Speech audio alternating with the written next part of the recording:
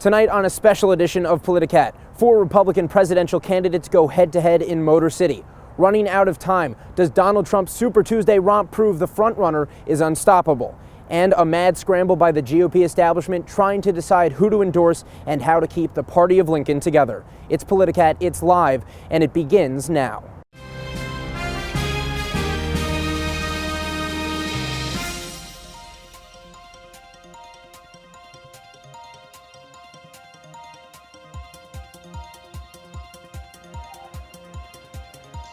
Good evening, I'm Jesse Kirsch reporting tonight live from Detroit, Michigan, ahead of the 11th Republican presidential debate. We're here in Motor City. It's been snowing all afternoon, but the real blizzard is Donald Trump sweeping Super Tuesday, taking many states by storm and really shocking the Republican Party. Today, former Massachusetts governor and a 2012 nominee for the Republican Party for President Mitt Romney came out today, rebuked Trump, calling him, quote, a fraud. Also piling it on was New Mexico Governor Susana Martinez, who endorsed Senator Marco Rubio earlier today as well. Martinez, who some believe could be a VP nominee for the Republican Party, refused to say on Tuesday whether or not she would be willing to endorse Donald Trump should he eventually become the nominee. And this really underscores the divisiveness that we've seen within the Republican Party. Plenty of people piling it on against Trump, but NNN's Eric Miller joins me now live back in Evanston. And Eric, Donald Trump has had a few people come to his aid as well, but that support hasn't always been so helpful. Thank you very much, and that's right, Jesse. Trump has picked up some support recently, most notably from former KKK leader David Duke. Trump previously declined to disavow the support, but this morning called Duke, quote, a bad person. I'd expect tonight's debate moderators to ask Trump about that. And speaking of those moderators, Eric, this is the first time Donald will be going face-to-face with moderator Megyn Kelly. The last time these two went at it in the first Republican debate, there was a lot of talk leading up to it and afterward, considering the way the two duked it out. Do you think that could happen again tonight? Jesse, I think that is absolutely possible. Now, the really big thing about Trump and Kelly is the last time Trump declined to appear in a debate, he ended up losing Iowa. So that could potentially have forced him into this position where he feels he has to answer Megyn Kelly's questions, has to be here tonight, has to kind of stand up for himself and not flake out or blame his behavior on flimsy excuses. And moving on to a couple of the other candidates who are going to be in the debate tonight, what are they going to have to do to separate themselves from Donald Trump? He seems to be running away with this thing. Jesse, at the last debate, Cruz and Rubio really hammered Trump, but it's unclear if this gave them any sort of advantage on Super Tuesday. Now, in the past, the two senators primarily focused on each other during debates, and with Tuesday failing to provide a clear alternative to Trump, we could see a return to this pattern tonight. Now, Kasich usually calls for a return to civility for the primary season. That's been his modus operandi during past debates, but the Ohio governor failed to win a single state on Super Tuesday, and so he may try a different approach tonight. Now, Trump's clearly cemented himself as the front runner for the Republican Party. It's now a matter of whether Senator Marco Rubio or Senator Ted Cruz can break out as the clear alternative. And trying to boost up those alternatives possibly would be Mitt Romney, who we mentioned earlier, spoke today across the nation, got a lot of attention. But also you had Senator John McCain, who has tumbled with Trump before, speaking out earlier today. The two of them are rebuking Trump, and this is something we've seen from other establishment Republicans, but Trump's firing right back. Earlier today, he tweeted that Romney begged for his endorsement back in 2012. Of course, Romney's spokesman then denying that accusation later on in the day, so we'll follow up on that report. But it seems like Donald Trump might be impenetrable, and tonight's debate stage could provide a chance for him to really solidify that. Eric, thanks again. We'll be sure to check in with you later on in the night. We're going to take a quick break here at Politicat, and when we return, we're going to check in on how things are shaping up in Evanston as students at Northwestern look to Election Day. We'll be right back. At Northwestern, we're Wildcats in every way.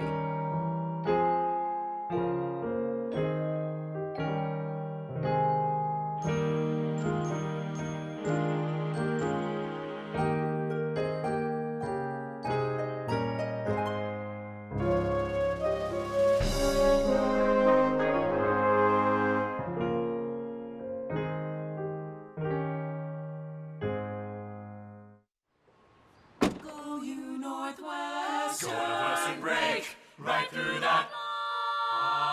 With our colors flying, we will cheer you all to go. Go you Northwestern, fight for victory, sweet victory, for the fame of our fair name, and go Northwestern, win that game. Go Cats!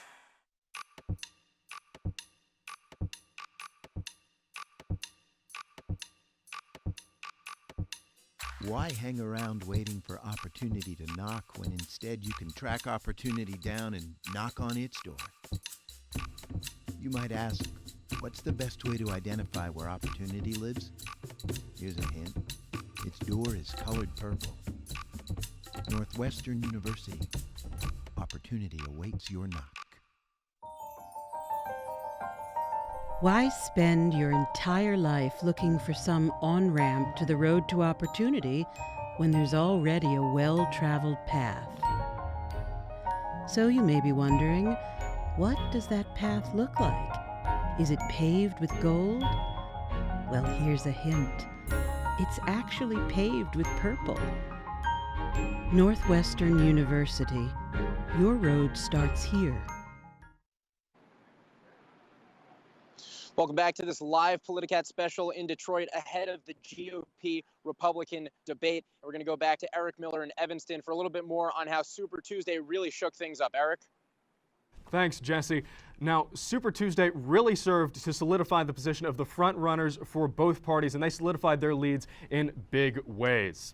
Now, on the Democratic side, Hillary Clinton extended her lead. The former Secretary of State swept the Southeast plus Massachusetts, taking 7 states for the night.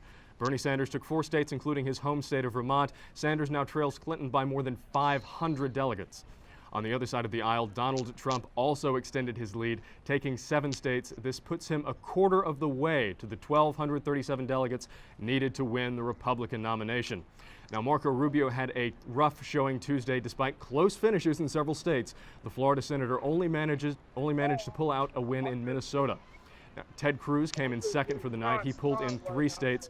And most importantly, Cruz won his home state of Texas, giving him a much-needed boost. He now trails Trump by less than 100 delegates. And now joining me on desk, we're going to turn over to Dominic here. Now, Dominic, Cruz won 3 states Tuesday, Texas, Oklahoma, and Alaska. Does that make him the best choice for the Never Trump crowd? Well, the best choice for the Never Trump crowd is really coming from who the establishment likes. And at this point, we've never seen Cruz be an establishment favorite. You look at Senator Marco Rubio has more support and more endorsements from establishment Republicans as we've seen them. And while Cruz may be better in the polls, I think Rubio still technically has the support of the establishment at this point. And Rubio had a couple of really close finishes on Tuesday, most notably Virginia, where he was trailing Donald Trump by fewer than 30,000 votes. Does that help him at all? Well, it certainly helps him, considering when you're in proportional states still, you'd rather be close than far. But considering that we have 1 or 2 candidates yet to get out of this race, probably before it's 3 to the convention, considering one of those is John Kasich, the closer Rubio is, the more those Kasich voters most likely to break to Rubio when Kasich gets out. So being close helps him at this point. And is Kasich going to have to drop out in order for Rubio to start getting some wins, especially when we get to states like Florida where it's winner take all? Well, like you said, even with Kasich in it, Rubio was close in some of the primaries we've seen on Super Tuesday and in the past. So Kasich certainly getting out would certainly help Rubio, but we're on margins here, 2, 3, 4% in some places. So we could see even just a change in rhetoric from one of these candidates could help Rubio. And Trump has to get to 1,237 delegates before the convention to get the Republican nomination. Is the goal at this point even to win more states than Trump, or is it just to stop him hitting that number and sort things out when we get to the convention? Well, I think that kind of depends on who you listen to. You listen to Mitt Romney today talk about Florida voters, if you don't like Trump, well, vote for Rubio. Ohio voters, if you don't like Trump, vote for Kasich. And that's the path you take to go to convention. Now, that's probably the easiest and most clear path forward at this point. Great, great. And now we're going to take you back to Jesse Kirsch back in Detroit. Jesse, do you have anything for us? Thanks, Eric. Still to come here on this Politicat special, we're going to go inside the debate hall, take a look at what we're going to see, the hot topics for the night, who will be throwing punches. It's the final moments leading up to the 11th GOP debate right after this. And welcome back to Politicat. So we know what the Super Tuesday states think of Donald Trump, but what about here on campus?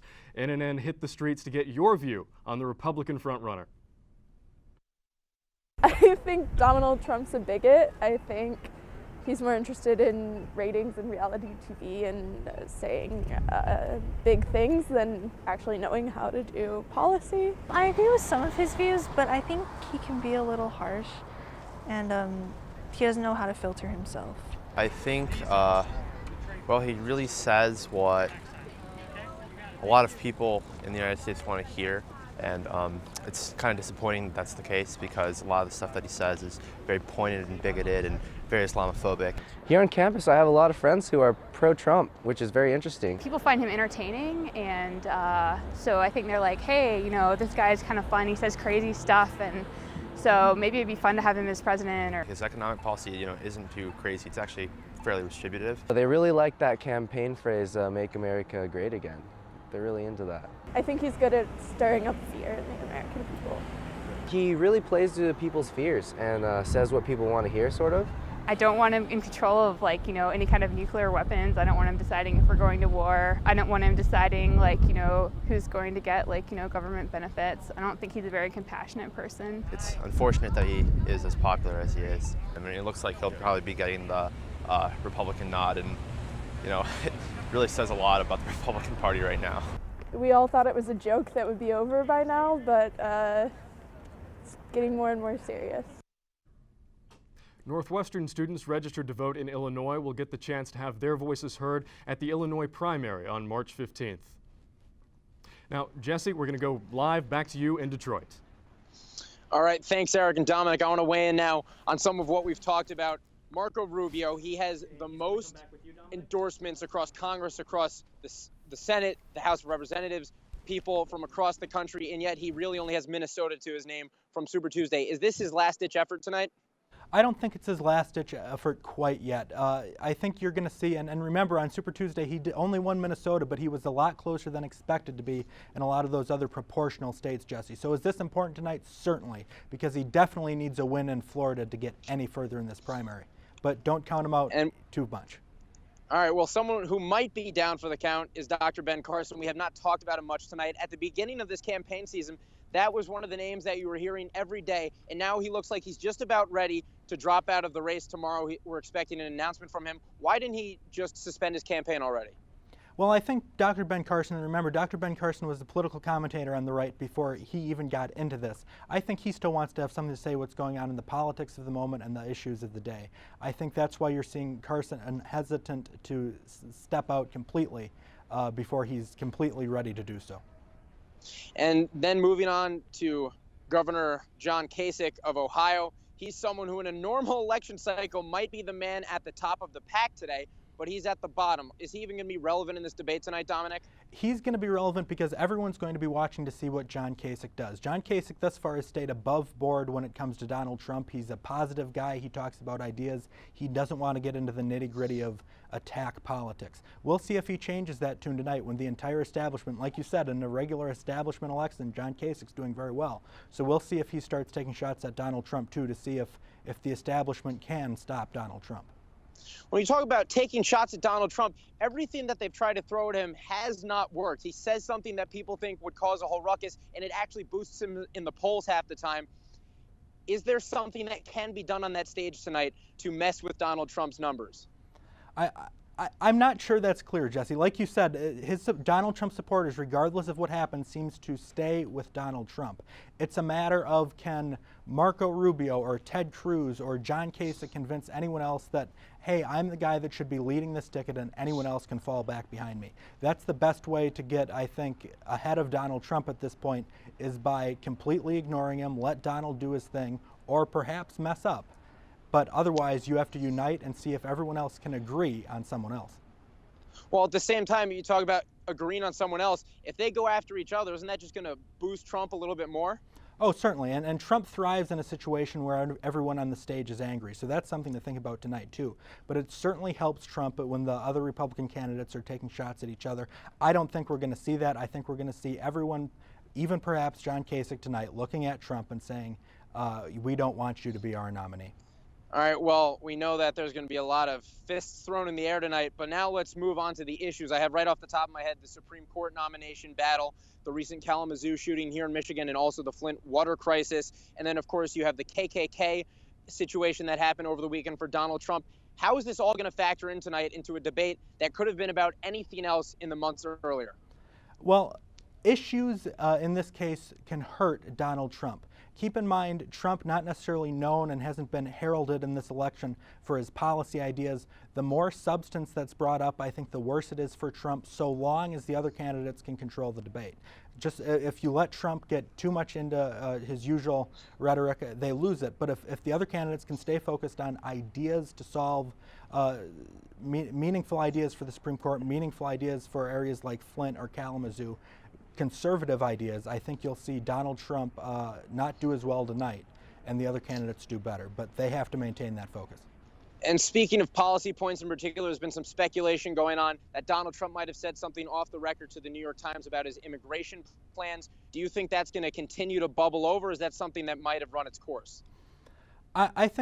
I think it'll run its course shortly here. I'm not sure if you'll see anyone bring it up tonight, simply because one of the points that Donald Trump has had on the other candidates so much is their immigration plans, both on Rubio and Cruz. You've seen them fight a little bit. He certainly disagrees with John Kasich on immigration too. So I think they'll avoid attacking Trump on that issue because it's worked very well when Trump attacks them on that issue. The other candidates won't want to open the door, Jesse. All right, Dominic, thank you so much, and Eric, to you as well for joining me tonight. So that's going to wrap up our coverage here live from Detroit. We're about a minute away from the debate scheduled start time on Fox News. You can also check it out online. Be sure to follow our continuing coverage at NNN_news on Snapchat and Twitter. Check our Facebook page as well for updates. And of course, NNNTV.org for plenty of coverage throughout the year on this 2016 campaign and everything else that matters to the Northwestern community. For our entire team here in Detroit, I'm Jesse Kirsch, reminding you that this could be the night that Donald Trump locks things down for the Republican nomination. For all of us here in Detroit, thank you for joining us live. I'm Jesse Kirsch. This has been Politicat. Have a good night.